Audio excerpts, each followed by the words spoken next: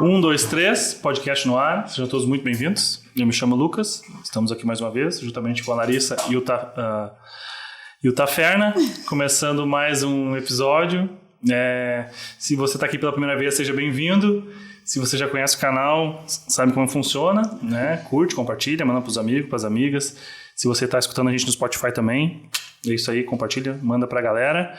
E é isso aí, segue a gente também lá no Instagram, @123podcast, comenta lá as publicações, vê o que tem de episódio e acompanha a gente. E é isso aí. Hoje a gente está recebendo aqui no podcast a Marcilene Forec. Agradecer mais uma vez por estar aqui com a gente, aceitou o convite, bater um papo e fica à vontade aí. Muito obrigado por ter aceitado estar com a gente aqui. Aí eu já saio falando assim, do podcast? Essa é o ensejo. Deixa para sair falando.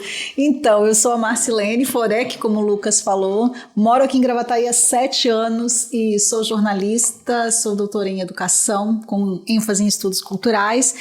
E tenho circulado bastante pela cena cultural. A gente vai ver aqui o que o Lucas quer comigo aqui, né? Porque me convidou, né, Lucas? Qual é a sua comigo aqui? Ela inverteu o papel agora e fiquei sem resposta. Qual é a sua, né, Lucas? Eu sou jornalista, porque você esqueceu desse detalhe. Eu sou jornalista, então eu não perco eu já faço essa entrada pro convidado se apresentar, que com certeza eu vou esquecer de algum detalhe, de alguma... alguma função. Eu mas sou capixaba, né? Esqueci de Exato, dizer. E é assim que eu quero começar, enfim, né? Pra quem não conhece o teu trabalho, eu já tenho o prazer de ter te conhecido há um tempo atrás, lá na associação, enfim. Mas pra quem não conhece a Marcilene aí, fala um pouco do teu trabalho, da atuação. Capixaba, aqui em Gravataí também. Moro aqui em Gravataí há 7 anos. Eu já me sinto gravataiense, assim. Né? Eu costumo dizer que eu sou forasteira, mas eu me adaptei bem nessa cidade. Ela tem uma dinâmica de cidade pequena, né, Lucas? É engraçado isso, né? Gravataí é uma cidade muito, pitoresca, porque ela é o quarto PIB do estado, ela é grande, ela tem uma cara de uma dinâmica de cidade do interior. Eu vim do Espírito Santo, eu fiz toda a minha formação lá, eu estudei jornalismo, me formei, tem que falar mesmo quando, porque aí as pessoas vão descobrir que eu sou velha, né? Me formei em 1994. Eu entrei na universidade em 88 no curso de artes plásticas. Legal. E aí depois eu migrei para comunicação, fiz jornalismo. Trabalhei durante muitos anos como jornalista, repórter, editora, fui repórter da CBN, que foi uma fase muito legal. Eu amo rádio, e aí podcast para mim é um negócio muito legal. Depois eu fiz mestrado em educação, dei aula durante um tempo em faculdades e universidades de lá, e quando eu vim para cá foi quando eu saí de uma universidade e vim fazer doutorado aqui. Então, me mudei de mala e cuia, pretendia vir passar um tempo e depois voltar. Na verdade, eu não achava que eu fosse ser aprovada no doutorado, né?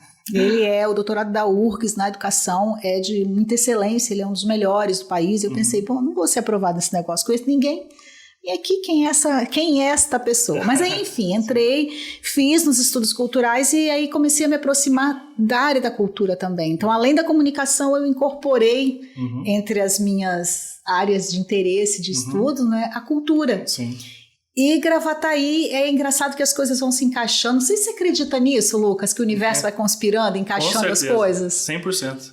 Tem gente que não acredita, mas eu acredito. Eu comecei a me envolver com a cultura e de repente me vi no Conselho de Cultura de Gravataí. Falei, opa, e as coisas vão acontecendo. Hoje eu sou vice-presidente do Conselho de Cultura e tenho me sentido muito feliz de estar fazendo um trabalho em Gravataí, não de resgate, não é? Porque Gravataí tem uma cultura, um movimento, uma cena cultural muito rica e que nos últimos anos, as pessoas mais antigas que movimentaram essa cidade, eu não conheço, não estava aqui. Sim. Você deve ter conhecido, mais né? ou menos também, na verdade. E as pessoas têm uma história muito bonita, cultural, e que houve um período assim meio não de baixa, mas de pouca movimentação. Sim. Não porque não houvesse pessoas, né?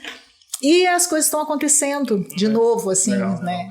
O Márcio falou a questão agora da cultura, mas do tempo lá de rádio, jornal, CBN, tua área era voltada ao quê? Ao jornalismo de... Eu sempre tive esse pezinho na cultura. Eu comecei minha vida profissional na rádio universitária, dentro da universidade, Primeiro que eu comecei fazendo artes, então a cultura já estava ali no meu DNA. Né? Eu comecei a fazer artes plásticas porque eu trabalhava com arte gráfica. Numa época, isso em 87, 88, eu desenhava.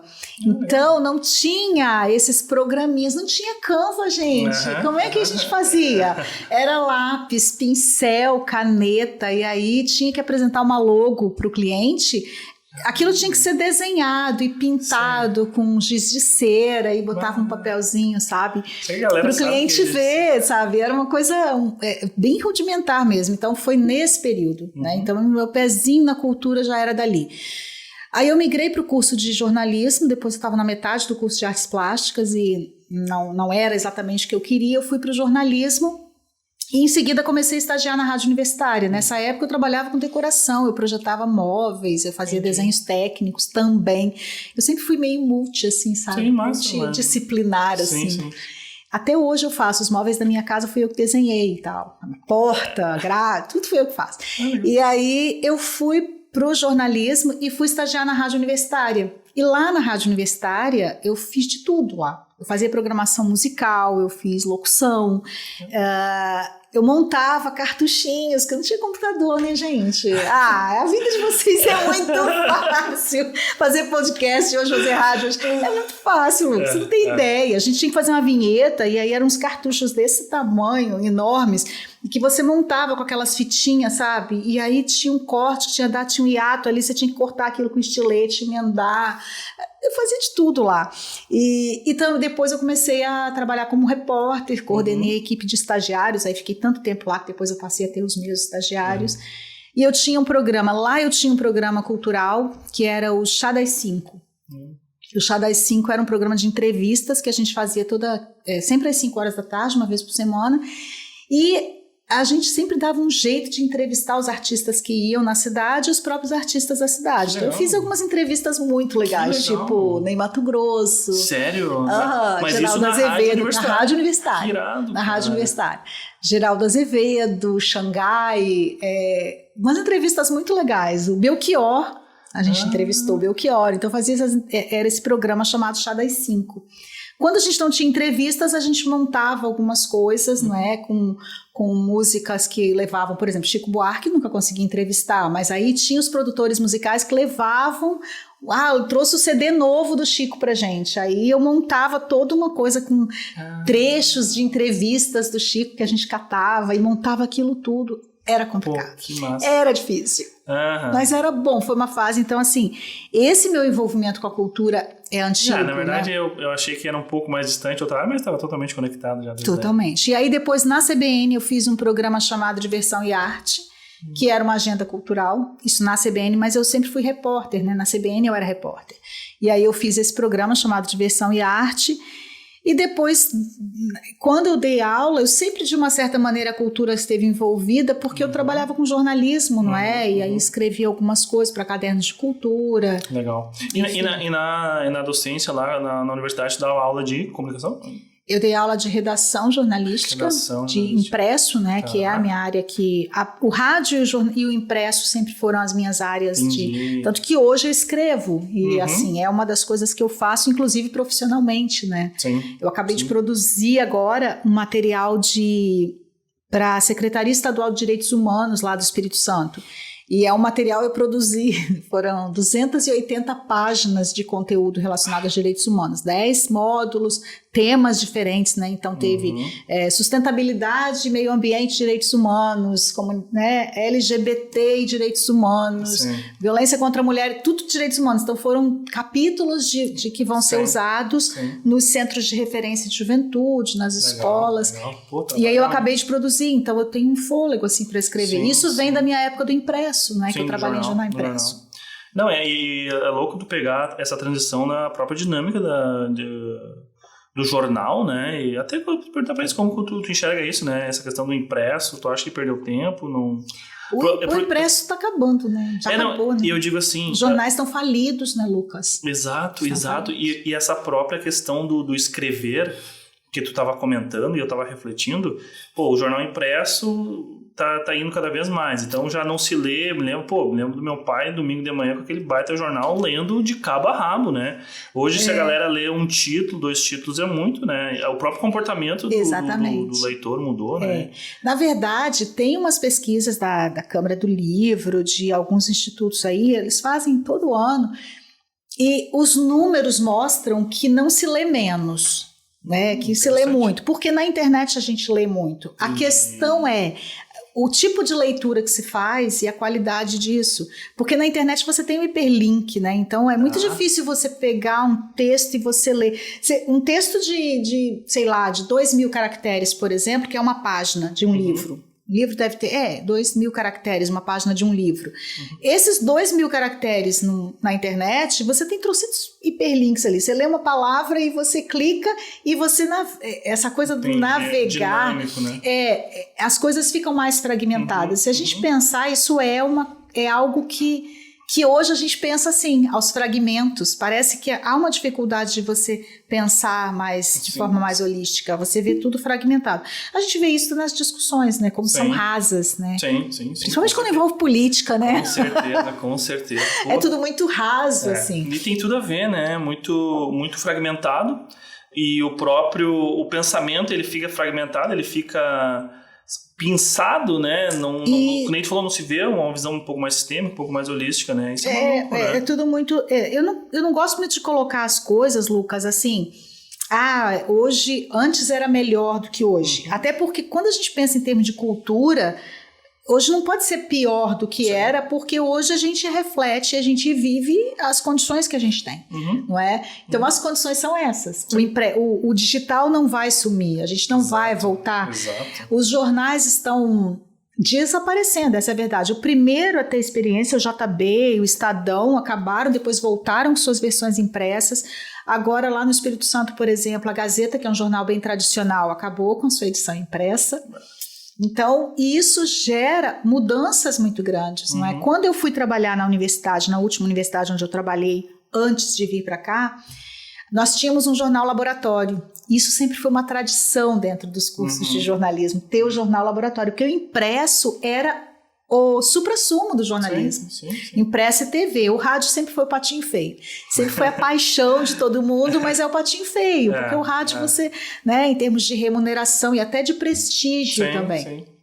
O jornal impresso, não, escrever para o impresso era uma coisa de prestígio.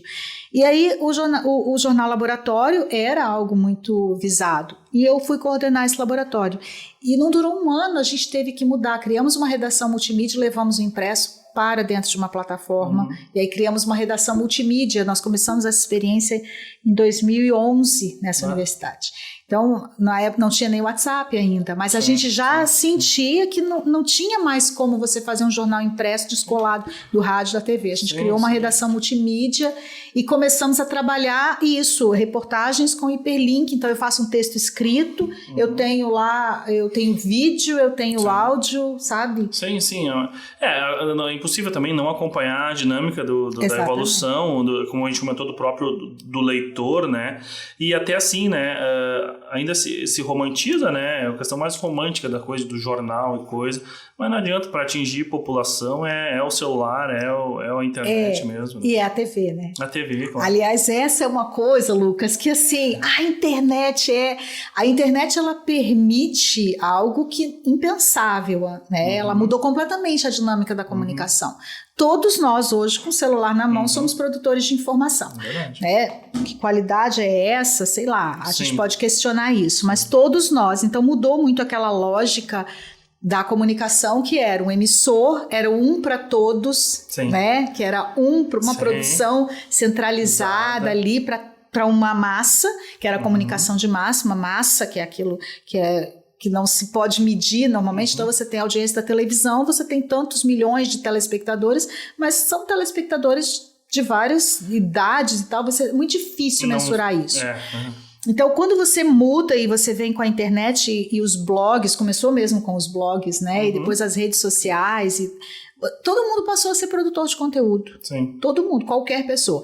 Só que eu acho que a grande armadilha de achar que a internet é o meio que educa as pessoas, ou que leva mais informação, é que nós temos hoje quase 50% da população que não tem banda larga. Sim. Então faz uma diferença você ter um plano de dados que não te permite navegar livremente em onde você quiser e que você tem operadoras de telefonia, ou seja, nós temos uma estrutura de comunicação que não favorece uma distribuição mais democrática da comunicação. Então tem muita gente que todo mundo tem um celular. Só que quem tem banda larga? A pessoa tem lá uma operadora, por exemplo, que eu não vou falar aqui porque ela não é patrocinadora deste negócio, então eu nem vou falar. Mas ela tem, por exemplo, um convênio lá com o Facebook, que a pessoa pode navegar livremente no Facebook. Só que qual é a armadilha? A pessoa navega no Facebook, mas ela não entra nos links. Entendi. Então, por exemplo, ela entra lá numa postagem do G1, por exemplo. Então tem lá e tem o link para ela ler a matéria completa. Que ela muitas vezes é totalmente diferente. Diferente daquele comentário que ela viu lá, mas ela não tem acesso. Então ela vê lá, por exemplo, uma pesquisa que foi feita, sei lá, pela ONU, por não sei o quê. Aí tem um link, ela não entra, ela não clica. Por quê? Porque aquele plano oferecido pela operadora faz com que ela navegue ali dentro. Então, acaba sendo uma armadilha também. E são coisas pouco pensadas, pouco faladas, não é? Entendi. Eu penso. Sim. E 99, ao passo que 99% da população tem televisão em casa. Então, você vê que ainda é um veículo... E a gente sabe disso. Tem ainda as pessoas... não, a televisão acabou. É uma farsa isso dizer que acabou. Não mesmo. Exatamente. Pode ter crescido muito esse lado um pouco mais independente da coisa, que eu acho que é saudável. E eu acho que é tipo assim... É recente e é um aprendizado todo dia. A gente está aprendendo como usar, enfim. Mas é importante que se tenha, né, essa outra via. Mas, como a gente falou, a televisão hoje em dia ainda não tem como, né? E é um alcance muito grande, uma responsabilidade muito grande que eles têm. Sim. Né? Eu acho que talvez do ponto de vista dessa comunicação, porque, como a gente falou, antes era uma comunicação meio, como é que se diz? Unilateral. Exatamente, ela era linear, né? Ela saía de um emissor e aí tem uma mensagem, tem um canal que é a TV e ele chega num receptor que está ligado na TV. Hoje não. Hoje o fato do próprio telespectador poder dar esse feedback, poder pautar, eu acho que é interessante também isso, né? Sim, isso mudou completamente, porque hoje você larga uma mensagem, a primeira característica, você não tem mais como rastrear essa mensagem. O rumo que ela vai tomar. Por isso as fake news são tão poderosas e elas impactam tanto, né, a nossa realidade. Por quê? Porque você não consegue saber uma mensagem aqui que você postou. Num jornal, por exemplo, é possível você medir quantas pessoas leram aquele jornal. Pela quantidade de circulação, ele tem uma circulação limitada, e aí você imagina que 4 pessoas, eu acho que a conta era essa, não me lembro mais, 4 ou 5 pessoas por exemplar produzido. Então você tinha uma ideia de quantas pessoas. Quando algo sai na internet, você não tem uma dimensão. Então a primeira diferença é essa. Então algo que saiu aí, as pessoas falam, mas sempre teve os balões de ensaio, que são aquelas chamadas, balão de ensaio do jargão jornalístico, é quando se joga uma semente de alguma coisa, tipo assim, fulano de tal foi visto conversando com não sei quem, ele provavelmente vai ser candidato, será que vem alguma novidade? Isso é um balão de ensaio, não existe nada, não tem nada. Então aquilo é lançado para fomentar, para criar um fato, criar alguma coisa. Mas tu diz do ponto de para colher feedback ou não? Não, no jornal isso era lançado para criar uma movimentação e aquilo não saía dali, as pessoas tinham que ler o jornal para saber daquilo, aquilo ia ser comentado numa coluna ou outra e tal. Hoje, se você faz isso numa rede social, um influencer faz alguma coisa dessa, você não tem a dimensão do que isso acontece, né? Sim. Então, e aí tem isso, os boatos, sempre existiram os boatos, só que hoje a dimensão que eles tomam, e aí vem esse nome, fake news, na verdade, né, notícias falsas. Já começa o termo aí, né? Se é notícia, como é que pode ser falso, né? Não, tá errado. E eu tava lendo também, eu tava escutando esse tempo, que a galera confunde a mentira com a fake news, porque são duas coisas diferentes, né? Do ponto de vista... e a galera que tem determinados objetivos, né? Em alguns momentos bons, em alguns momentos ruins, entendeu o funcionamento disso, né? Dessa questão de lançar, do poder disso.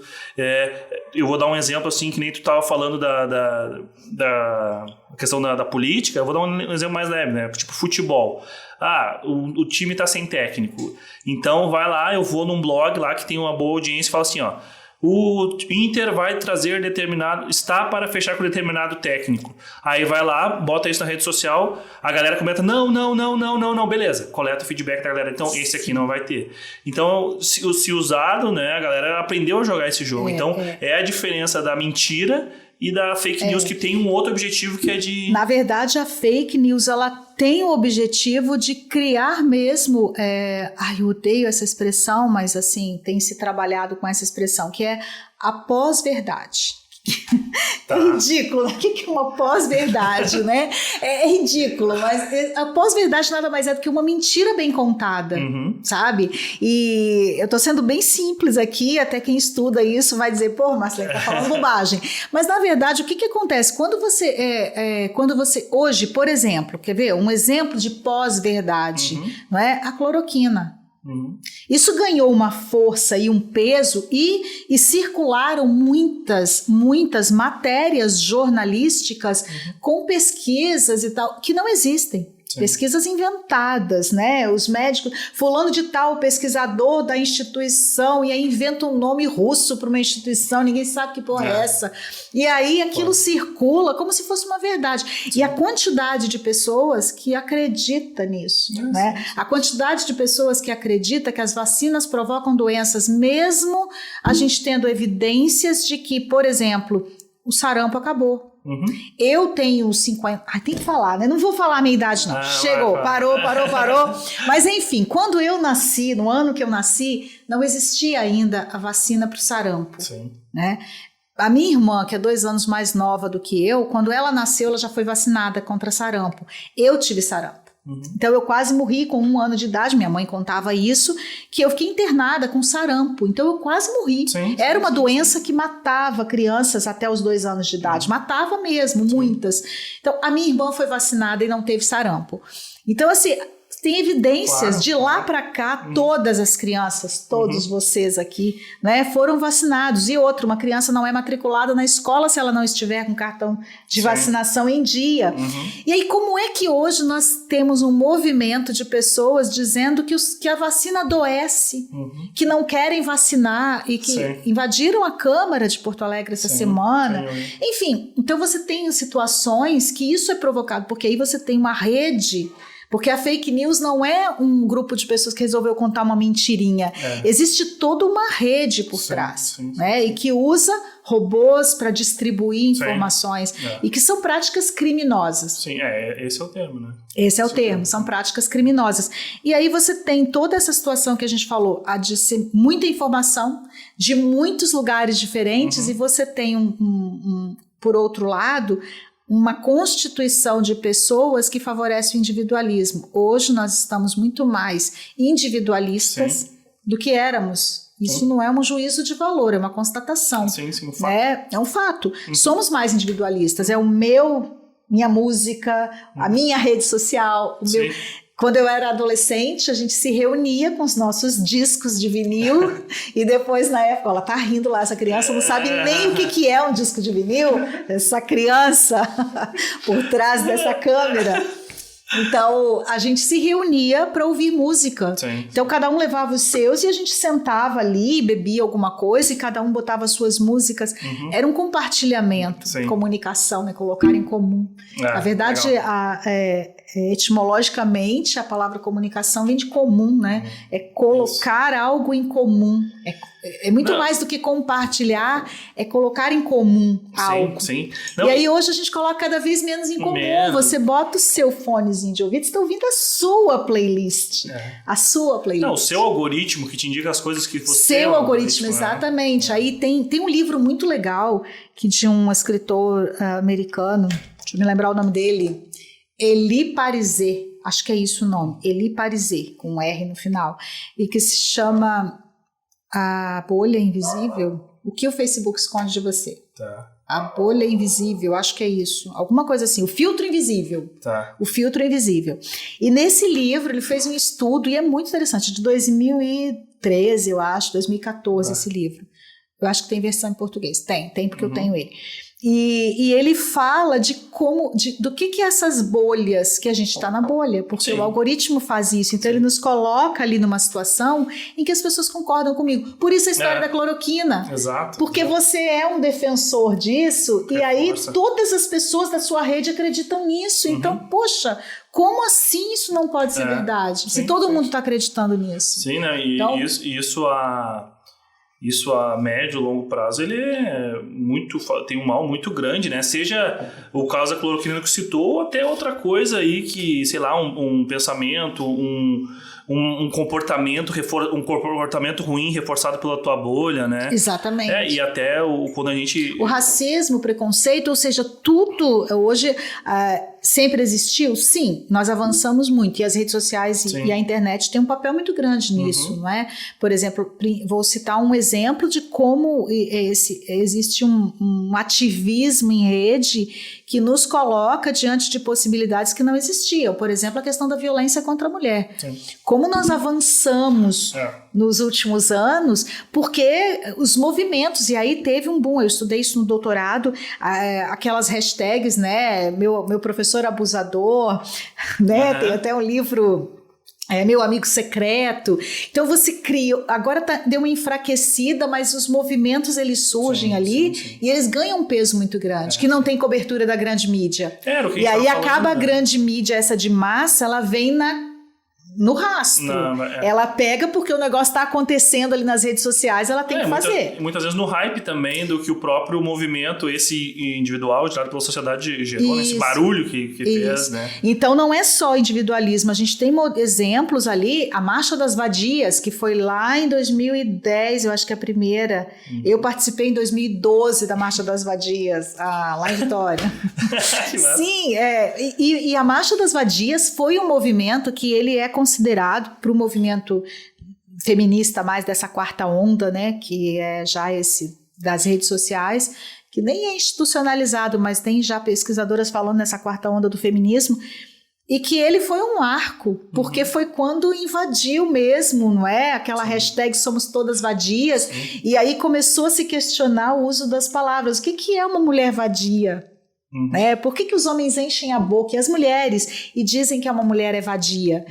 Qual é a grande questão da mulher ser vadia? E não sei se vocês conhecem a história, mas isso surgiu numa universidade norte-americana, que uma guria lá foi estuprada dentro do campus da universidade. E aí todo um movimento de segurança e tal, todos muito bem intencionados, e aí o chefe da segurança, policial, não sei, me lembro bem, ele foi fazer uma palestra, e aí ele disse que as meninas, que eles iam reforçar a segurança, foi todo legal e tal, mas a mesma história, que as mulheres não deveriam se comportar como vadias. Ele usou uma expressão que eu não me lembro agora qual tem uma expressão em inglês para esse termo vadia, e que elas não deveriam se comportar como vadias usando roupa. E aí foi um rebuceteio. Conhecem essa expressão, rebuceteio, de Jorge Amado?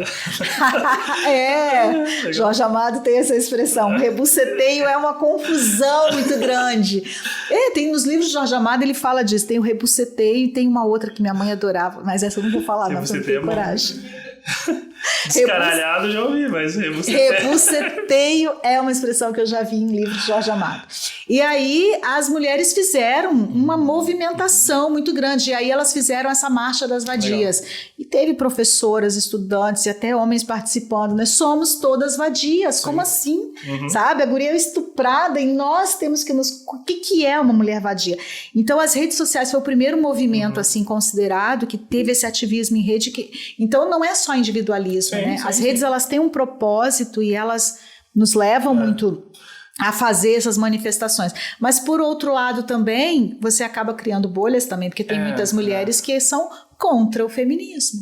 Elas não se dão conta de que se não tivesse tido um movimento feminista, até hoje elas não teriam CPF, né? Porque até 1950 as mulheres não podiam ter CPF. Elas Tinham que ter um marido ou pai, porque elas não podiam fazer compra, pegar empréstimo, comprar carro, nada disso. Então, você cria também bolhas. E também, isso aí também diz um pouco sobre, até, vamos fazer uma pausa rapidinho agora, mas quando a gente voltar, isso também reflete um pouco sobre história, né?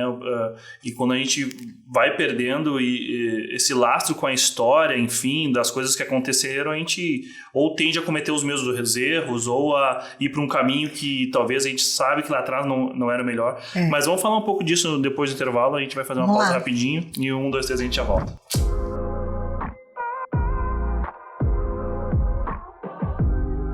1, 2, 3, estamos de volta, batendo papo aqui com a Marcelene Forek. Bom, Marcia, a gente estava falando dessa questão, terminou o primeiro bloco, ele falou um pouco dessa questão da história, e eu queria que tu falasse um pouco aí, pra gente entrar um pouco nessa linha aí, dessa questão da história, da cultura, do desenvolvimento, né? Pois é, história é um negócio engraçado, né? Porque quem conta a história é vencedor, né? Você pega desde o livro lá na Bíblia, quem é que conta a história, né? Conta a história são os vencedores, né? E a história oficial, essa história com H maiúsculo, a história, ela é, na verdade, um fragmento e uma versão de alguma coisa. Ou seja, você pega um fragmento, você pega um determinado episódio e alguém que tem poder para isso decide que aquilo é importante ser preservado, né? Sim. Então existe uma diferença entre o que é memória e o que é a realidade. Eu gosto sempre de falar isso. O que é a nossa memória? Memória e lembrança não é a mesma coisa. O que fica registrado? O que são as memórias de uma pessoa, de um povo, de uma civilização, de uma cultura? As memórias delas são aquilo que alguém em algum momento acreditou que seria importante ser lembrado. Então a memória é aquilo que sobra entre o que se decidiu esquecer e aquilo que se decidiu que é importante lembrar. Eu adoro isso. Massa, eu adoro isso, porque é exatamente isso. Por exemplo, eu me lembro o que eu comi hoje de manhã. Então se eu vou contar a minha história desse dia de hoje, eu tenho trocentas coisas para falar. Se eu tiver de falar de 2 dias atrás, já muda um pouco. Do final de semana, eu lembro bastante, porque foi um final de semana muito bom, que eu passei, né, que eu estava viajando e tal, eu lembro de muita coisa. Mas se me perguntarem o que eu fiz há 2 meses atrás, eu vou lembrar de 1 ou 2 coisas, ou seja, eu vou selecionar, ainda que inconscientemente, eu vou selecionar coisas importantes. Então, a minha memória não diz respeito ao que aconteceu. Ela diz respeito àquilo que eu resolvo recortar do que aconteceu e trazer para o presente. E mais, ela não é exatamente o que aconteceu lá, porque eu estou contando hoje algo que aconteceu há 10 anos atrás. Então, hoje, eu tenho uma outra percepção da realidade. Eu vivi 10 anos desde que aquele fato aconteceu. Acho que isso explica, por exemplo, por que as mulheres têm um filho, sofre o diabo, entendeu? No parto, primeiro ano de vida, não dorme, e depois resolve ter outro filho. Por quê? Porque o Lucas tá rindo, né, Lucas? É mais ou menos isso. Porque a gente lembra daquilo que nos satisfaz também. Não, faz total sentido, não é? Né? E com a história das civilizações, da cultura, isso acontece também. Né? Durante muito tempo, vamos pegar, por exemplo, a questão racial, étnica, que eu não sou especialista nisso, mas é algo que está muito fresquinho agora, porque nesse material de direitos humanos a gente teve um capítulo sobre raça e etnia, e uma das coisas que contribuem para que a gente tenha esse reforço do preconceito, essa resistência a uma sociedade mais igualitária, tem várias coisas, mas uma delas é essa construção histórica, né? Porque nós temos lá nos livros de história, na minha época, quando eu comecei a escola, quando eu tinha 5 anos que eu entrei na escola, negros eram preguiçosos, negros eram insolentes, isso estava nos livros da história. Então, quem era que tinha autoridade para dizer que os negros eram insolentes e preguiçosos? Porque os negros simplesmente se rebelavam, eles foram escravizados. Eles foram arrancados da terra deles lá, vendidos que nem cavalos, que nem mesa, e foram escravizados e obrigados a trabalhar. Então, os negros eram preguiçosos, eles eram insolentes. Então, esse é um exemplo perfeito de como a história... E até hoje, isso faz parte do imaginário. Apesar de toda a desconstrução que vem sendo feita, ainda faz parte do nosso imaginário, né? Que os negros eram preguiçosos, insolentes, eles eram baderneiros. Sim. Sabe? Então, tem toda uma construção que é histórica. Não, e até o perigo dessa questão que a gente estava falando, das versões unilaterais, né? Justamente por isso, né? E se toma partido de uma versão e se compra essa versão e essa versão é correta e as demais não prestam, né? Eu até estava comentando ali no intervalo, a gente estava falando sobre essa questão de história, por exemplo, não sei, estava vendo um documentário lá, daí tipo, eram os bárbaros e Roma.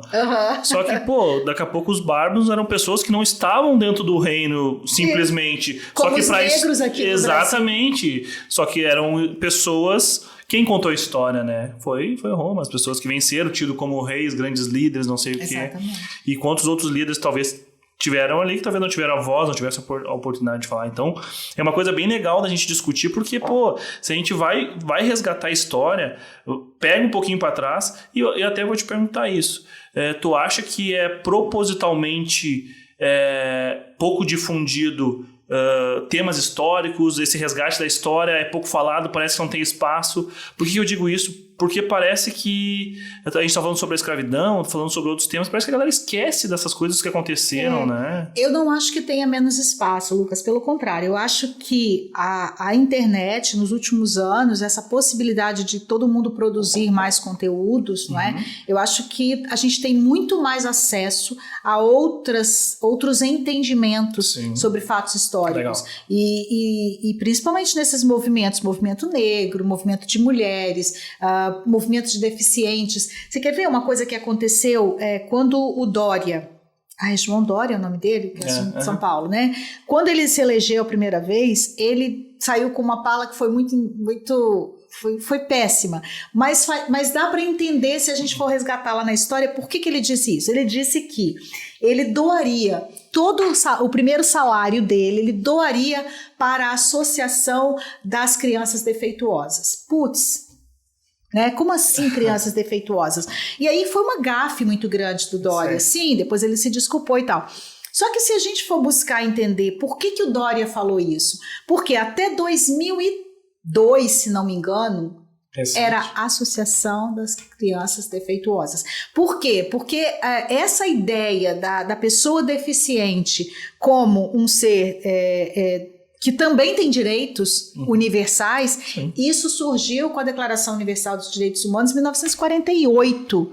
Então você veja só, que foi a declaração, né, que surgiu, que foi junto com a Constituição da ONU. A ONU foi criada em 1945, bem quando a guerra acaba, um pacto entre as nações para que não houvesse mais as atrocidades e tal, e aí se cria, durante 2 anos eles trabalham nessa Declaração Universal dos Direitos Humanos, que foi promulgada em 48, e praticamente todos os países assinaram, quase todos, hoje são 198, 190 países, sei lá, não sei quantos. O Brasil assinou, ratificou, tem lei. Então, ali começou a se tratar isso, mas os direitos de pessoas deficientes, eles são do século XXI. Se a gente parar para pensar, que tem estatuto, que tem... Então, as pessoas que tinham uma deficiência, elas eram pessoas incapazes, é lógico que algumas deficiências, elas incapacitam para determinadas atitudes, determinadas atividades. Mas uma pessoa com defeito, então uma pessoa que não manda, é uma pessoa que tem um defeito, é uma máquina tem um defeito que não serve. Então ela não tem direitos. Ela não tem direito, porque ela não é um ser humano. Não, e até na lógica da época não é um ser que produz, um ser que é um ser que produz, exatamente. Para essa lógica muito industrializada. Exatamente. Isso, tinha, né? Isso, era uma lógica industrial, das pessoas são úteis para alguma coisa, né? E a gente sai disso para uma lógica humanista que tira essa coisa do capacitismo.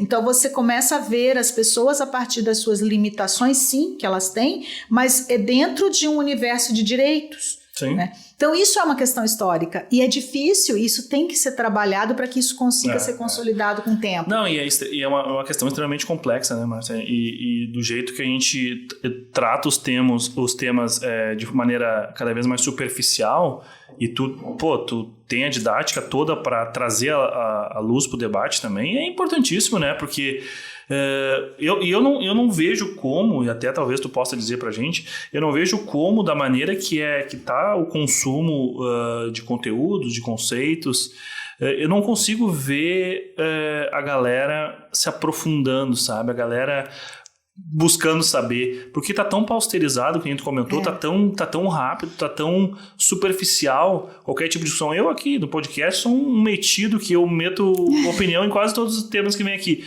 Mas, e assim, ó, dentro de total minha ignorância, nem me aprofundo muito, procuro sempre estimular o convidado. Mas eu vejo a galera nem busca, não sabe, e o pior, tem uns que não sabem e acham que sabe, que eu acho que é pior do que não saber ainda, né?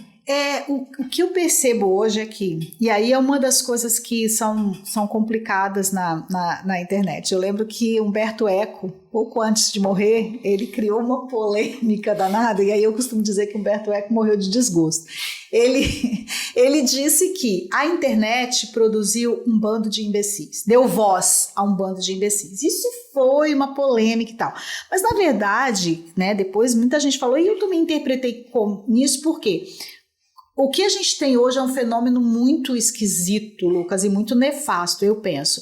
Você coloca no mesmo patamar o conhecimento e a opinião. Uhum. Então, a facilidade que alguém tem de emitir opinião hoje, e de forma muito simples e para um público muito grande, não há um interesse em você buscar informações, porque tudo está pronto. Então, por exemplo, eu quero entender sobre, sei lá, a Guerra da Coreia, ou mesmo a Segunda Guerra, ou eu quero entender como é que se formou essa sociedade industrial, o que significa a sociedade do conhecimento, sei lá, qualquer coisa que eu queira saber.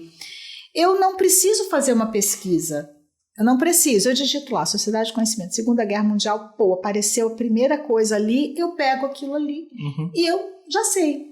Né? Não existe um trabalho que nós tínhamos antes, e veja só, não estou dizendo que hoje é pior e que antes era melhor, eu estou dizendo que há uma diferença. Sim, isso faz uma diferença, e a gente vê os reflexos disso. Esta é a minha opinião. Mas o que é uma opinião? Né? Uma opinião é eu dizer, eu gosto de azul e não gosto de vermelho. E a Larissa dizer, eu amo vermelho. Isso é uma opinião. Sim. Isso é uma opinião. Mas não é uma opinião eu dizer assim, eu não acredito na eficácia das vacinas, por isso não vou vacinar. E fazer um texto, e fazer um vídeo, e fazer um vlog, e difundir isso. Isso não é opinião. Não é? Isso é você estar se apropriando, dizendo algo que é contrário a tudo que você tem de conhecimento. Então a gente tem hoje uma situação e você coloca no mesmo patamar. O Porta dos Fundos tem um quadro que é muito bom, que eles fazem as entrevistas, né? Então hoje nós vamos falar sobre a eficácia das vacinas. Aí traz lá, nós trouxemos aqui uma pesquisadora, que nem você me trouxe aqui, né? A pesquisadora, doutora, não sei o quê, com não sei quantos mil títulos, que vai falar sobre a eficácia da vacina. E nós trouxemos aqui o seu João, que ele é o dono da banca de revistas aqui da esquina e que ele é absolutamente contrário e ele pode provar que não funciona porque ele tem um grupo no WhatsApp com 200 pessoas e mais um Telegram com 1000 pessoas que não acreditam. Então, o Porta dos Fundos é fantástico, esse quadro deles é ótimo, que aí ele traz essas entrevistas. Então ele coloca frente a frente ali. É bem debochado, mas é exatamente isso. Sim. Ele traz a pesquisadora que traz dados, sabe, estudos, anos de pesquisas, e traz aquela pessoa que, não desqualificando, todas as pessoas têm seu saber, lógico. A pessoa que tem uma banca ele tem sim conhecimentos, não é? Mas ele não é uma pessoa capaz de ter um conhecimento desta natureza. Sim. Mas ele está no mesmo patamar nas redes sociais. Porque ele tem um grupo com 1000 pessoas no Instagram, no Instagram não, lá no Telegram, que é todo mundo, ninguém acredita na vacina. Teve o fulano lá, avô de não sei quem, que morreu depois de tomar a vacina. Ninguém sabe, o velho tinha 89 anos, ele estava gripado, tomou uma vacina, já estava todo ruim, morreu. Mas não morreu por causa da vacina. E aquilo, então você cria essa condição de estar no mesmo patamar. Eu acho isso muito perigoso. E em relação à história é a mesma coisa. Você hoje permite que as pessoas contem, ao mesmo tempo em que é bom, outras versões. Por outro lado, você tem uma validação que é muito frágil. Né? E aí você cria também essa situação de que, olha, eu, entre essa opinião e essa, eu fico com a minha. Então, cada um tem a sua. Não, e até, isso é excelente o que tu falou. O que eu ia comentar também, um fato que a gente estava conversando outro dia aqui também no podcast, é a própria questão da academia, né? O papel da academia, do pesquisador, dessa questão do conhecimento da pesquisa do conhecimento mesmo, né? Do aprofundamento, né? Até meu pai brinca às vezes que, tipo assim, ele me falou, cara, quantas pessoas apertam na aba 2 e na aba 3 do Google? Nunca ninguém apertou na aba 2 e na aba 3 do Google. Sempre na primeira, que a gente falou, a primeira é aquilo, né? Sim. E o mais maluco... E os primeiros são os patrocinados, né? Exato, agora com questão do tráfego, enfim... E o mais maluco que, claro, tu pode pegar a opinião de uma pessoa, replicar, falar, mas dentro da comunidade dela, de pesquisadores, de científica, até daqui a pouco 2 cientistas vão ter opiniões divergentes sobre o mesmo tema, né? Sim, as opiniões podem ser divergentes. A questão é, onde que você fundamenta essa divergência? Exato. Quais são os argumentos que você tem, né? Argumentos científicos para dizer. Claro. Mas existem casos, por exemplo, que são unanimidade na comunidade científica. Por exemplo, o caso das vacinas. E eu estou insistindo nas vacinas porque eu acho que é o caso mais emblemático e problemático que a gente tem hoje. Certeza. Então, existe um consenso na comunidade científica no mundo todo de que as vacinas são eficientes. Sim. Ora, pode ter acontecido de uma vacina não ter sido? Sim, mas isso não invalida. E outra, né? A gente está falando de um planeta todo. Exatamente. Obviamente. Então, é claro, mas, por exemplo, em relação à educação, existem divergências, pesquisas que apontam, já teve métodos de educação, metodologias que foram muito boas, por exemplo, o construtivismo de Piaget, que se mostrou um fiasco. Mas científico, mas ele na prática ali, ele não se mostrou eficiente, então o conhecimento não é permanente também. Eu quis dizer, o da vacina, esquece, esse exemplo que eu dei não se aplica, mas eu queria dizer do ponto de vista de discussões sobre temas, o pessoal pegar aquele primeira pesquisa, tomar para si, bom, essa é a minha verdade, e sair falando, exatamente. Sendo que... Não há essa reflexão, né? Exato, mais para esse lado mesmo. Porque também o conhecimento, ele não é permanente, não é? Quer ver? Vamos pensar, então, agora, questão das mulheres, não é? As mulheres eram consideradas seres de segunda natureza. Elas eram inferiores, isso legalmente constava em leis. Então, o conhecimento também...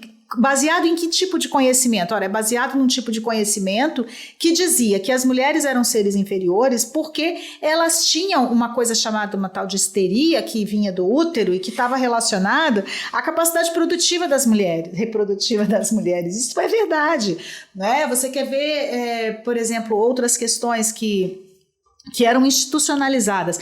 A primeira Constituição do Brasil, ainda no Brasil Império, depois teve a outra já depois do Império, foram tantas constituições, eu não me lembro as datas, mas ela já dava, acho que a segunda Constituição brasileira, ela já era bem moderna no sentido de permitir a propriedade, ou seja, ela garantia a todas as pessoas o direito à propriedade. Só que, naquela Constituição, quem eram as pessoas? As pessoas eram brancas. Entendi. Né? Então você tem... então, assim, quando a gente não consegue se dar conta disso, aí a gente vem com aquele discursinho fajuto da meritocracia. Como assim? Eu não sou privilegiado, eu trabalho pra caramba. Sim, você trabalha pra caramba, teu pai trabalha pra caramba. Mas se nós pensarmos historicamente, né, desde o Império, que os brancos têm direito garantido à propriedade constitucionalmente. Então, como que os negros vão ser cobrados? Por que negro não tem? Porque eles não tiveram até a Segunda Guerra. Recentemente, né? Recentemente, até quase 1950, na Constituição, não era garantida a universalidade da educação. Então, havia escolas que não aceitavam negros. Né? Tem algumas leis, por exemplo, que favoreciam produtores rurais. Eles não faziam distinção entre negros e brancos, só que eles exigiam, para dar o tipo de fomento, para dar ajuda, que fossem alfabetizados. Ora, os negros não podiam frequentar a escola. Sempre tem uma vírgula. Então, eles garantiam para todos. Só que, quando eles colocavam que era preciso, para receber o benefício, ser alfabetizado...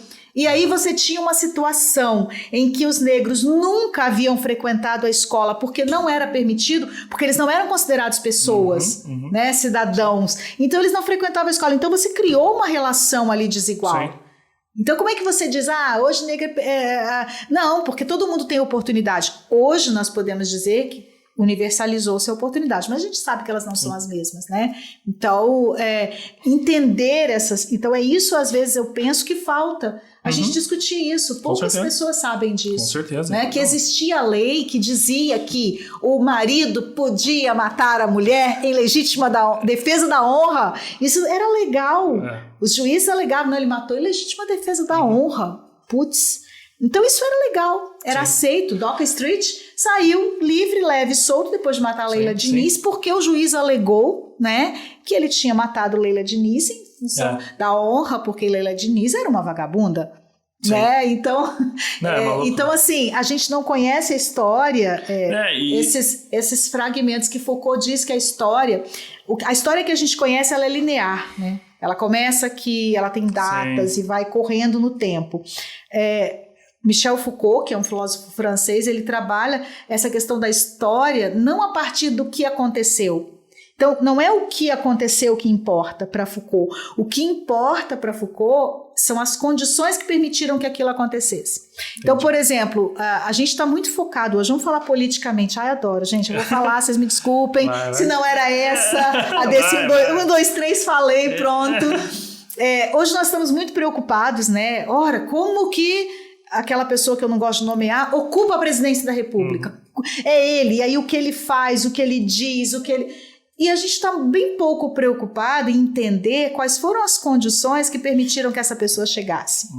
Não foi a prisão do Lula, não foi a corrupção do PT, não foi prejuízo, não foi nada disso, né? Quais foram as condições que permitiram? Ninguém está se debruçando sobre isso. Então, Foucault fala muito disso, que o que importa é muito menos o que aconteceu do que aquelas condições que permitiram. Então, o que aconteceu? Os negros eram preguiçosos, eles não trabalhavam, né? Então vieram os imigrantes e desenvolveram. Esse país cresceu depois que vieram os italianos, os alemães.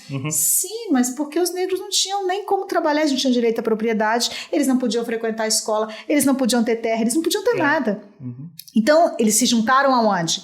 Nos guetos, criaram as favelas, os quilombos, e aí você vê, esse é o fragmento, né? Então você pegar esse fragmento ali e você conta outra história.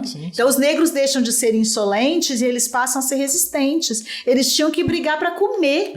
E eles tinham que matar para comer, se fosse o caso.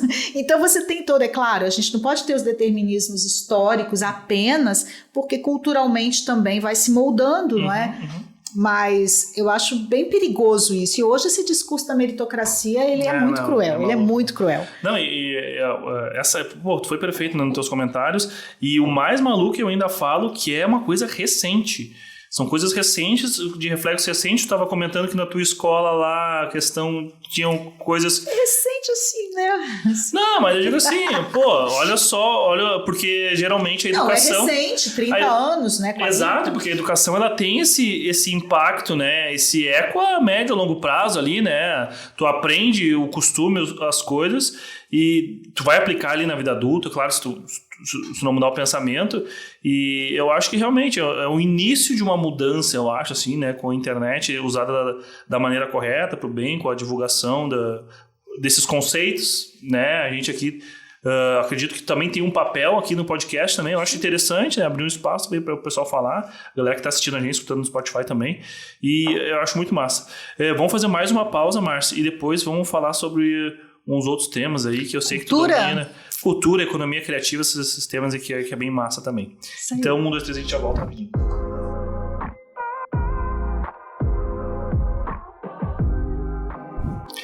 1, 2, 3, estamos de volta. Trocando uma ideia e batendo papo aqui com a Marcelene. Bom, a gente terminou o último bloco ali falando um pouco sobre essa questão da... Nossa, nós falamos de tanta coisa que... Eu acho que não dá nem pra gente resumir, né, Lucas? Eu não vou recapitular, mas vamos pra frente. Era pra falar de história, né? A gente falou de um monte de coisa. A gente vai indo.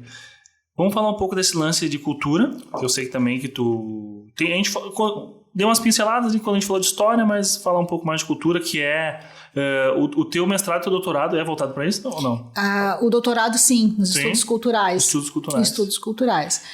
Fala um pouco, vamos conversar um pouco sobre essa questão da cultura. A primeira vez que agora estava lembrando, quando a gente conversou da outra vez, a gente falou um pouco sobre esse resgate da cultura, sobre essa questão da cultura ser um tema um pouco, muitas vezes, eu não quero falar marginalizado ou desvalorizado, como tu tá vendo o cenário. Na verdade, assim, a gente tem um entendimento de cultura, não é? Quando esse entendimento muda, né, ao longo, como tudo, né? Como tudo. Umas palavras vão adquirindo outros sentidos e tal. A palavra cultura, ela muda também, né? O modo como os governos, como as sociedades percebem a cultura e como se trabalha isso dentro de uma perspectiva de política pública. Cultura é uma palavra que ela vem de cultivar, né? De cultivo. Né? Então, a palavra cultura, ela nada mais é, tanto que a gente faz a cultura agrícola, a cultura do milho, a cultura...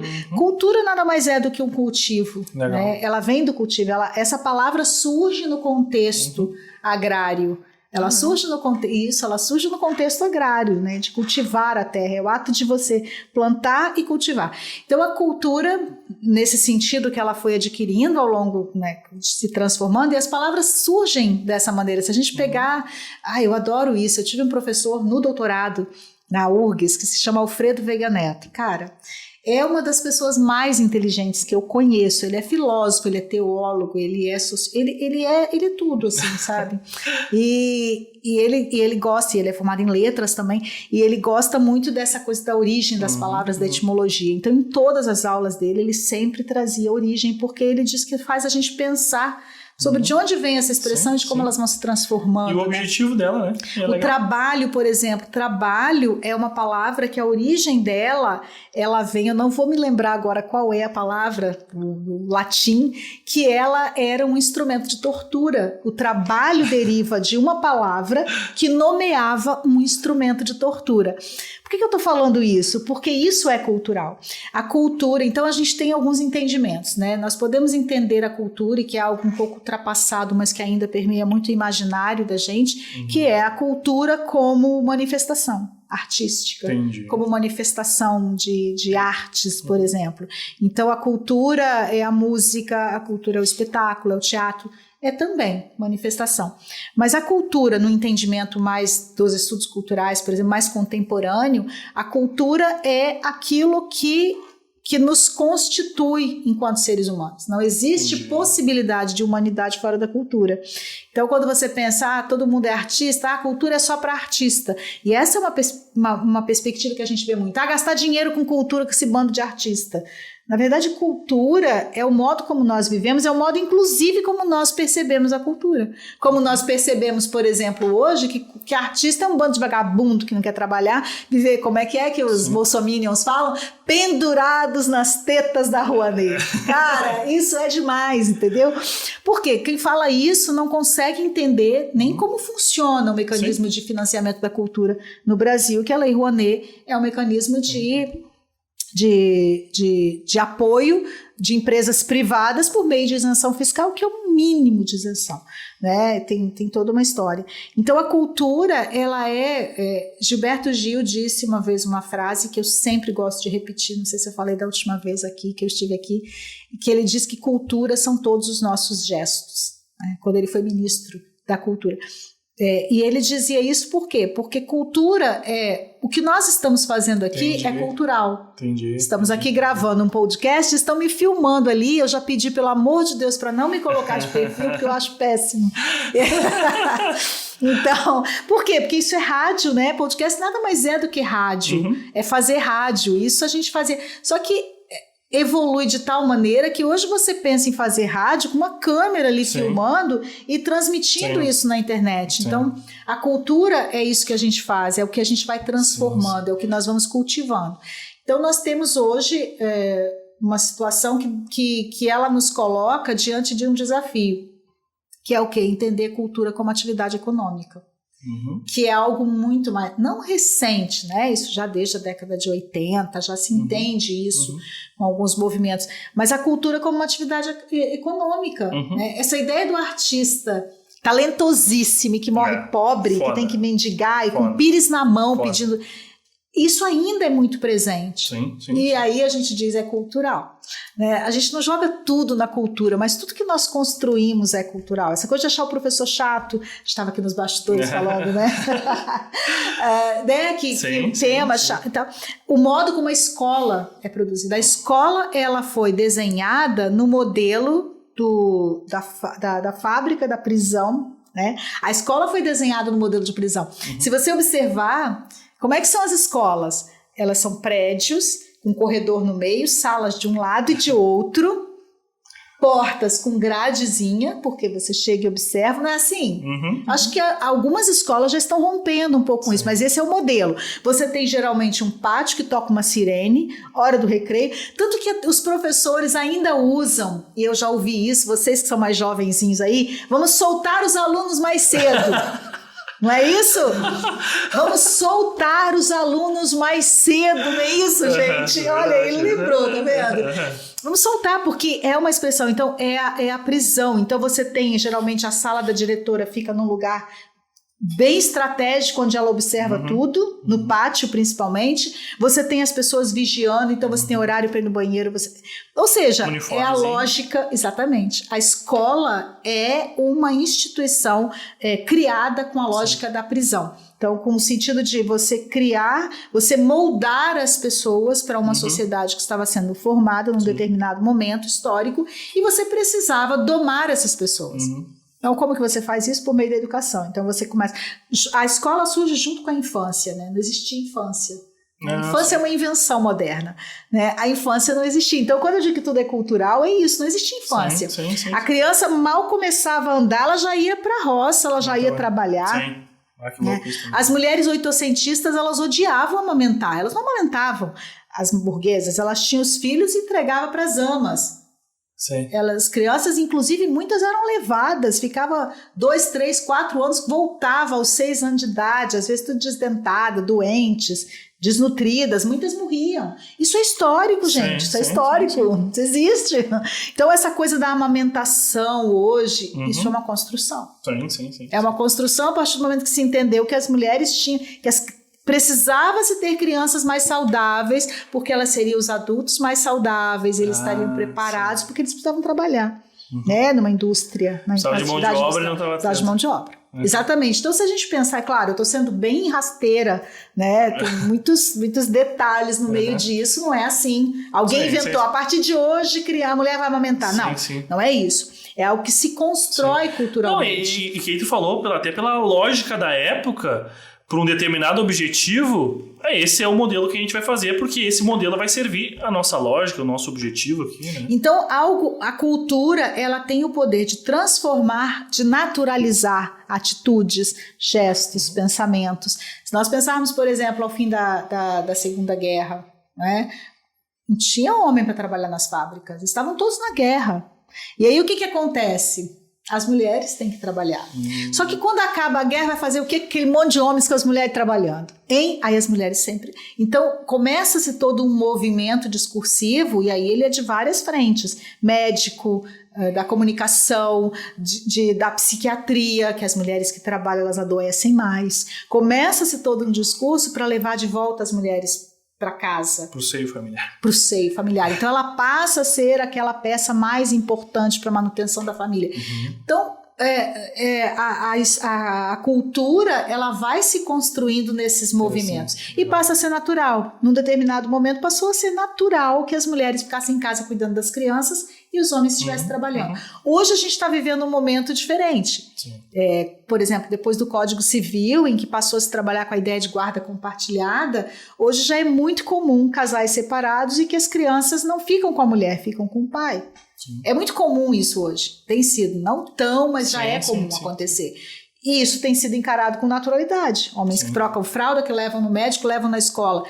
Isso é uma mudança cultural que está em curso. Não, e é recente, né? E é muito louco. Muito recente. E é recente. Maluco como isso são esses comportamentos, talvez esse que a gente falou, a questão do Gilberto, os gestos que a gente introjeta dentro da nossa cabeça, que é louco a maneira que, tipo assim, que nem eu fui pai recentemente não, eu tô indo fazer 4 anos. E eu sou um cara que me considero um cara, né? Eu sou um cara jovem, que entendo atualizado com as coisas, mas eu tava replicando comportamentos de pessoas de não sei quantos anos atrás. Daí tipo assim, eu troco fralda, eu faço isso, faço aquilo. Cara, eu faço o mínimo. Eu não sou o super pai, eu sou apenas o cara que faz o mínimo. Mas é maluco como ainda é muito presente, essa né? ideia do entronizado, né? Vem do trono, né? Você coloca determinado pensamento, determinada forma de pensar e agir num trono. E aquilo é intocável, porque o trono é do rei. Durante muitos anos o rei era poderoso, era absoluto. Você ainda tem na religião essa ideia, né, do rei Jesus e tal, não sei o quê, de outras... Então, assim, a cultura... então começa por aí, esse entendimento de que a cultura é viva. Não tem uma cultura, mas se trabalhou durante muito tempo com isso, a alta cultura e a baixa cultura. Então a cultura, as músicas clássicas, né, são alta cultura, as manifestações populares são baixa cultura. Então você tinha isso, né? E tinha até um nome que eu não vou me lembrar também na Alemanha para se trabalhar isso. E filósofos importantes trabalhavam com essa perspectiva. Kant, Immanuel Kant, por exemplo, é um deles, né, que trabalhava com essa perspectiva de alta e baixa cultura. E isso começa a se transformar. Então hoje o modo como nós trabalhamos, o modo como produzimos, isso tudo é cultural. E aí agora, mais recentemente, começa a se trabalhar a cultura como uma perspectiva econômica mesmo. Sim. Cultura gera PIB, cultura gera emprego, cultura movimenta a economia. E aí você tem todo um movimento de articular as pessoas nesse sentido, porque há resistências também. O artista não quer se ver como um trabalhador, ele é artista. Né? Não porque ele não queira, mas porque culturalmente isso é. Sim. Né? Então, quando a gente começa a pensar de outras maneiras, então você tem a economia criativa, qual é ela pode ser encarada tanto como modelo de negócios, então, por exemplo, negócios criativos, negócios gastronômicos, a própria arquitetura da cidade que pensa nos ambientes urbanos, na ocupação, o artesanato, são atividades inseridas dentro de uma perspectiva da economia criativa. Só que a economia criativa, ela tem sido pensada numa outra perspectiva como modelo de desenvolvimento sustentável. Por quê? Porque hoje a nossa sociedade, qual é o bem que movimenta a nossa sociedade? As matérias-primas, elas são todas finitas. Né? Durante muito tempo a gente achou que a água não acabaria, que o petróleo não acabaria, que a energia, as fontes de energia eram inesgotáveis. Hoje o crescimento global era besteira. Hoje nós sabemos que os recursos, todos os recursos são finitos. A gente usa e eles acabam. Então você usa o petróleo e ele acaba. A natureza não está dando conta de repor as reservas, né? A gente corta uma árvore para fazer uma mesa, ela acaba. Você cortou, você tem que plantar outra. E a economia criativa trabalha dentro dessa perspectiva de desenvolvimento, de um modelo de desenvolvimento, trabalha-se com a única matéria-prima que não se esgota. Quanto mais usa, mais você tem, que é a criatividade. Legal. Quanto mais você usa a criatividade, mais criatividade existe, né? Então trabalha-se com a ideia de você trazer bens intangíveis e fazer com que esses bens intangíveis se transformem em ativos econômicos, em renda. E aí tem várias possibilidades. É claro, estou falando de uma maneira bem rasa, mas existem várias possibilidades de se trabalhar isso. O que tem se feito em Porto Alegre, por exemplo, agora, na Secretaria de Cultura, se colocou como um eixo, um dos eixos principais, a economia criativa, ou seja, fomentar a cultura a partir de uma perspectiva de economia criativa. Por quê? Você une pessoas. Então você tem um ilustrador, ele não trabalha sozinho, ele não é um ilustrador, que nem o Matheus, né, seu irmão, que é talentosíssimo, né? Sozinho ali no estúdio dele, mas ele abre uma perspectiva de ser um profissional que ele trabalha com a arquitetura, ele trabalha com a revitalização da cidade, com a produção de livros, com a educação, com a arte e educação. Ou seja, você cria cadeias em torno disso, não é? E aí tem outras perspectivas, por exemplo, das cidades criativas, e aí a gente tem alguns modelos no mundo, e no Brasil a gente tem um exemplo muito bom que é Paraty, com a Flip, que é a Feira Internacional de Literatura, que é uma cidade que gira em torno da Flip. Né? A principal atividade econômica, ou seja, ela acontece uma vez por ano, é uma feira que acontece uma vez por ano, mas Paraty é conhecida mundialmente como uma cidade literária. Então isso é uma perspectiva de desenvolvimento da economia criativa. Então, por exemplo, se a gente pensar em Gravataí, qual é a vocação de Gravataí? que nós poderíamos pensar para Gravataí, transformar Gravataí numa potência que fugisse da produção industrial. Gravataí hoje é uma cidade industrial. Sim. Né? Sim. Ela tem esse PIB, o 4, por conta da indústria. E que é um próprio novo momento também, né? Porque ela veio de uma cidade dormitória, que nem a galera falava, veio para essa fase industrial, e agora pode migrar para uma outra. E aí agora começa a se pensar, porque a indústria não dá conta de suprir. A indústria demite, não contrata. Né? Percebem isso? A indústria demite mais do que contrata. Sim. Ela demite tanto se ela contrata metade. E é isso. Então você começa a ter que pensar em modelos de desenvolvimento que criem oportunidades. E aí não é a quantidade. E isso envolve pensar também no outro modelo de consumo, né, Lucas? Sim. Porque a gente tem uma sociedade hoje focada no consumo. O desenvolvimento está focado em bens tangíveis, né, transformação, indústria de transformação do petróleo, do minério, uso da água para energia. E você passa a pensar numa perspectiva de trabalhar com bens intangíveis. Como é que eu transformo, por exemplo, vamos pegar alguma coisa, sei lá, um terno de reis em um ativo cultural, um ativo econômico dessa cidade. Como é que eu transformo a cena musical, a cena... unir, e aí entram vários movimentos que podem ser feitos e que dependem do poder público, porque ele é o responsável por implementar essas políticas públicas. E aqui em Gravataí, eu acredito que a Selma, que foi convidada, deve ter falado sobre isso. Sim, a gente conversou. Tem hoje uma minuta de lei que a gente está discutindo, e ela que está encabeçando isso pela Secretaria de Inovação e Tecnologia, de criar esse movimento da economia criativa, consolidar isso na cidade. Então isso são articulações, o que a gente tem na cidade que a gente pode transformar em ativo econômico. Sim, né? Concordo 100%. E eu acho que é interessante tu falar isso e dar o viés também do lado do lado interno do pessoal de cultura, do artista, enfim, pessoas que transitam nesse meio, mas também da questão da parte do... Eu vou chamar de empreendedorismo, mas tipo, dessas pessoas se verem como empreendedoras. Eu sei que às vezes o termo pode ser levado para algum outro lado ruim, não sei, mas tipo, porque o que tu falou agora é o empreendedorismo na veia, né? Pô, eu tenho o meu talento aqui, eu me conecto a outras pessoas, eu faço isso crescer. Talvez essa mentalidade que se tem de não, eu faço por amor, eu faço pelo que atrapalha, essa questão, eu sou um cara solitário, se tem muito introjetado nas pessoas, né? A criatividade é um dom. Exato. Como é que eu vou produzir em escala a minha criatividade, né? Mas eu acho que é tudo uma questão de boa vontade, de enxergar a oportunidade e quanto mais pessoas fomentarem isso, estimularem e empoderarem as pessoas que estão nesse meio com o conhecimento, com a visão de que dá pra gente fazer... enfim, ir para esse lado da economia criativa, eu acho que é maravilhoso, né? E uma coisa que eu acho importante, Lucas, e que às vezes as pessoas confundem um pouco, as pessoas têm que fazer por elas, não tem que ficar esperando o governo. Isso é uma bobagem.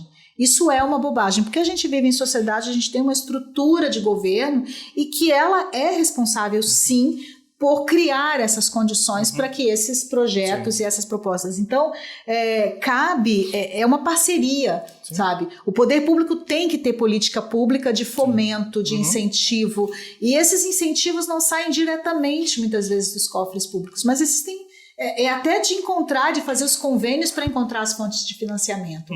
Esse projeto que eu participei lá no governo do Espírito Santo, por exemplo, que não é relacionado à economia criativa, é na área da educação, direitos humanos, mas ele foi todo financiado com recursos do Banco Interamericano.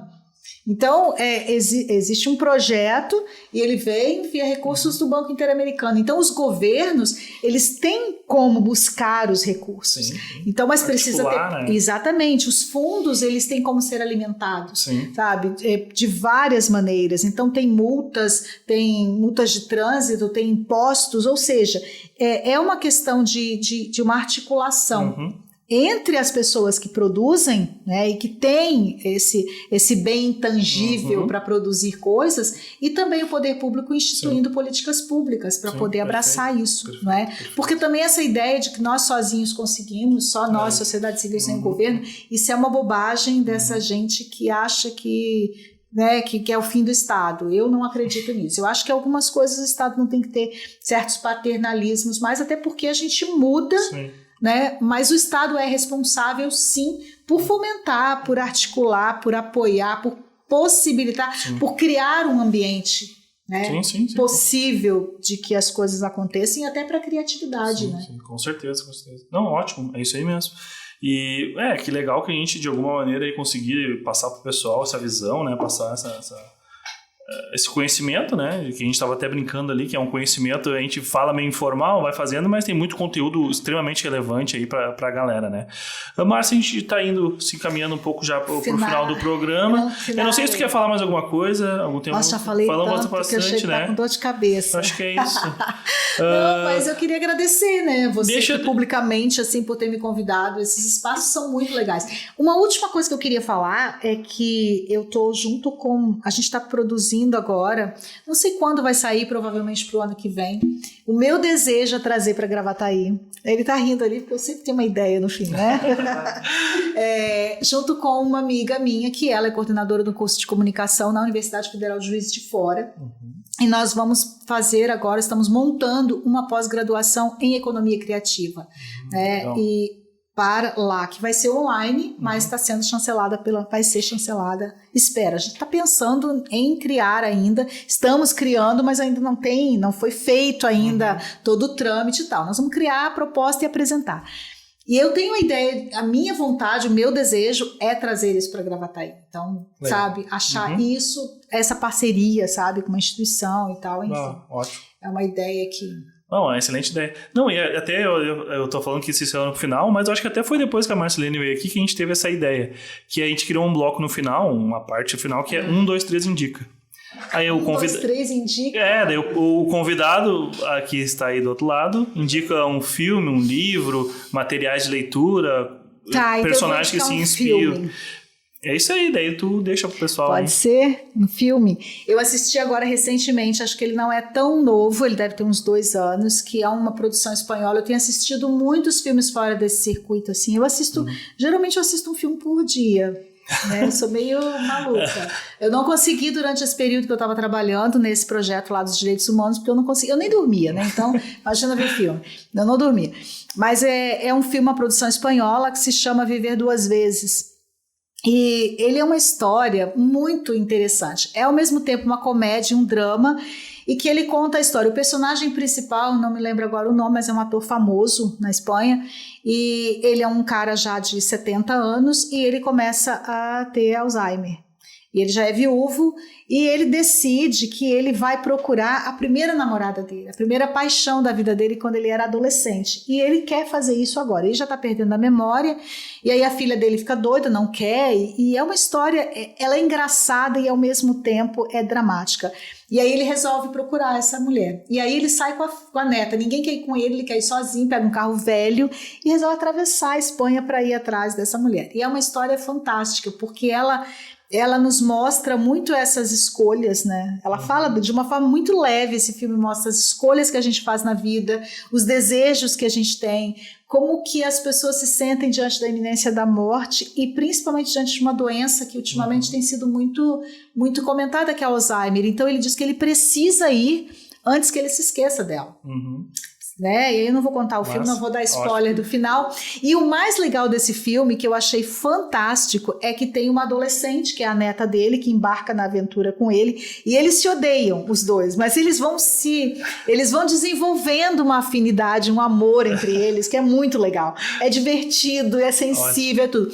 E essa garota é deficiente física.